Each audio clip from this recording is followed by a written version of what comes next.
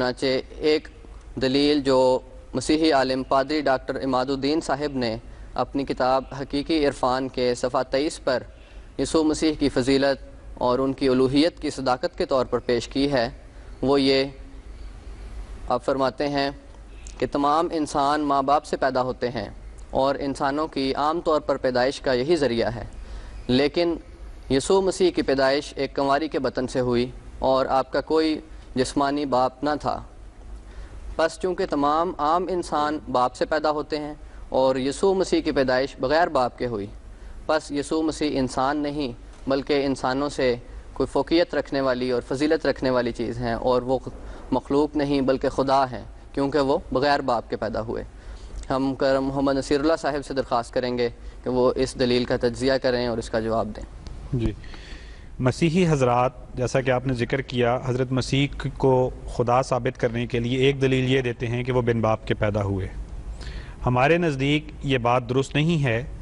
کیونکہ اگر کسی شخص کو اس بنا پر خدا مانا جائے کہ اس کی پیدائش بغیر باپ کے ہوئی، تو پھر اسی طرح کی پیدائش بلکہ اس سے بھی زیادہ عظیم الشان پیدائش والوں کا ذکر خود بائبل میں موجود ہے، ہمیں ان کو بھی خدا ماننا پڑے گا۔ مثال کے طور پر حضرت آدم کے بارے میں بائبل یہ کہتی ہے کہ وہ خدا تعالیٰ کی قدرت سے پیدا ہوئے۔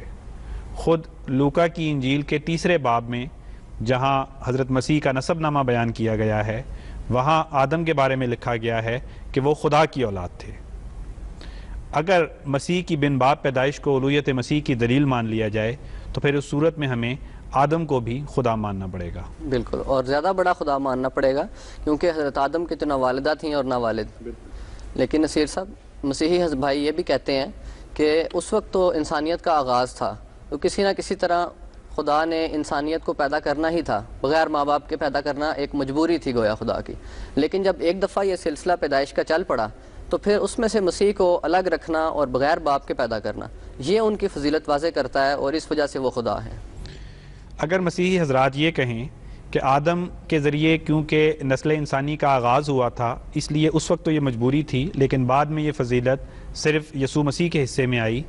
تو ہمارے نزدیک یہ بات بھی درست نہیں ہے، کیونکہ کتاب مقدس یعنی خود بائبل میں ایک شخص ملک صدق سالم کے بارے میں لکھا ہے کہ نہ اس کا کوئی باپ تھا اور نہ اس کی ماں۔ پولس رسول عبرانیوں کے نام اپنے خط کے 7ویں باب کی 3 آیت میں لکھتا ہے ملک صدق سالم کے بارے میں کہ یہ بے باپ، بے ماں، بے نسب نامہ ہے، نہ اس کی عمر کا شروع نہ زندگی کا آخر، بلکہ خدا کے بیٹے کے مشابہ ٹھہرا۔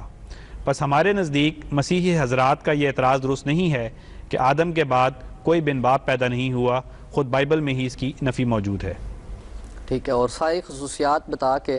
کہ وہ صدق سالم جو بادشاہ تھا وہ بغیر ماں کے تھا، بغیر باپ کے تھا، اس کا نسب نامہ نہیں، اس کی زندگی کا نہ شروع نہ آخر، اور پھر آخر میں یہ کہا کہ وہ خدا کے بیٹے کے مشابہ ٹھہرا۔ جب صفات ساری وہی ہیں تو پھر خدا کیوں نہیں ٹھہرا؟ اور یہی صفات جب مسیح میں ہیں تو وہ کیسے خدا ٹھہرا؟ تو بہرحال اس طرح سے یہ بات واضح ہے کہ یہ کہنا کہ یسوع مسیح چونکہ بغیر باپ کے پیدا ہوئے اس لیے وہ خدا تھے، یہ عقیدہ قطعاً درست